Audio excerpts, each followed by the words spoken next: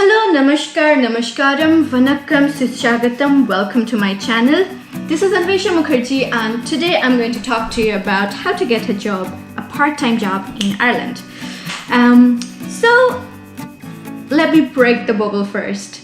Getting a part-time job can really be a bit of a challenge, especially if you're coming from a visa-requiring country as a student. And that is because you're allowed to work only 20 hours, a maximum of 20 hours a week. And that is difficult given that you have, if you're a student, you have to study for 20 hours a week as well. Which means that if you're enrolled in a college, most colleges, now of course it varies from university to university, but most colleges have 20 hours a week of lesson. So that means if you have to work 20 hours a week and 20 hours of college, it's very difficult to balance the two. And I would say students like us, I'm coming from India as well, and there's a lot of Indian students here and students from Pakistan, Bangladesh. We are not used to working while studying back home. Either you're working full-time or you're studying full-time.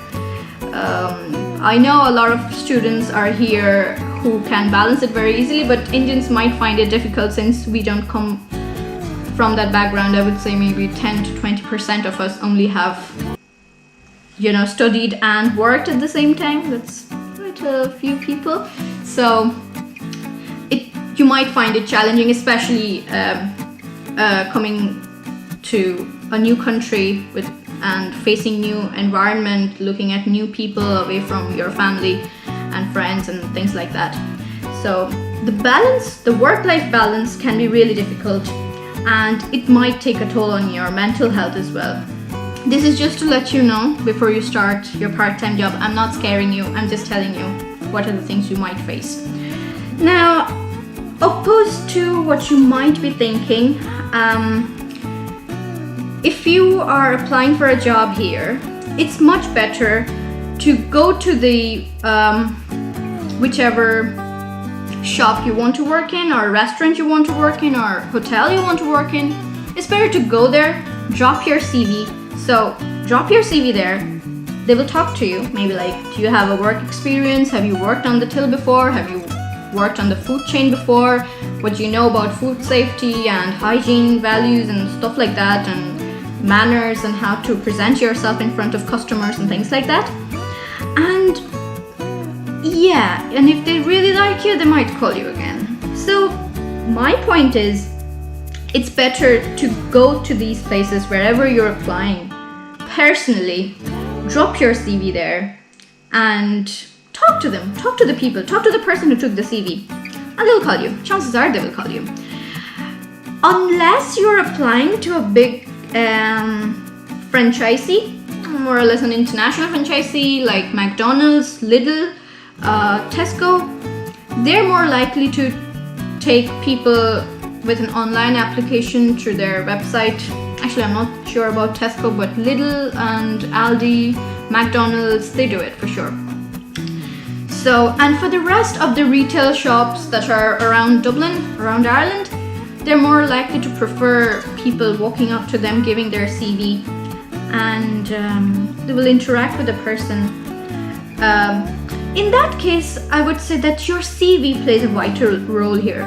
You do need to understand that the CV, the kind of CV that works in Ireland is very different from anywhere else in the world, or like I would say every country has its own rules. So even here we have our own rule, and the CV that worked in India might not work here, no matter how good your academics was or your sports life was. But if you're making a CV here, it should be in accordance with the rules here. I might make a video on how to make a CV according to Irish rules later sometime, but you need to keep an eye on it. For now, you can.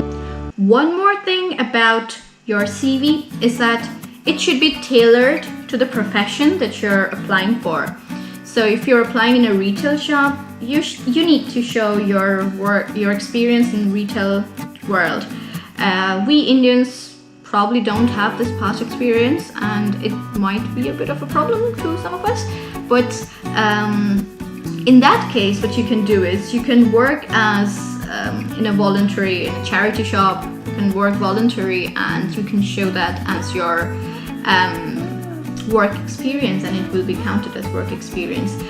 There are some problems regarding this, because when you're applying for a part-time job, a lot of people might tell you it's very easy. Ireland has almost full employment, you'll get it so easily, but trust me, it's not always that easy, because there are so many people just like you looking for a job, or a student, and trying to make their both ends meet with their college and everything.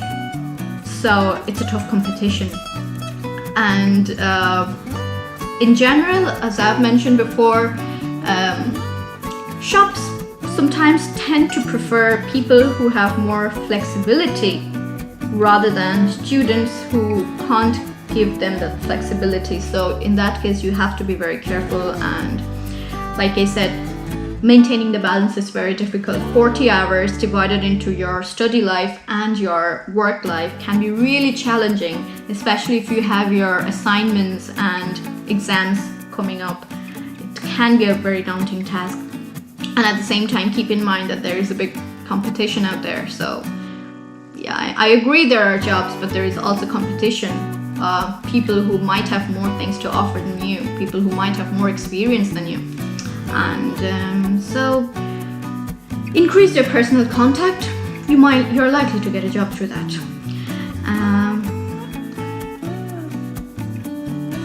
So that is the basics of how to look for a part-time job in Dublin explained.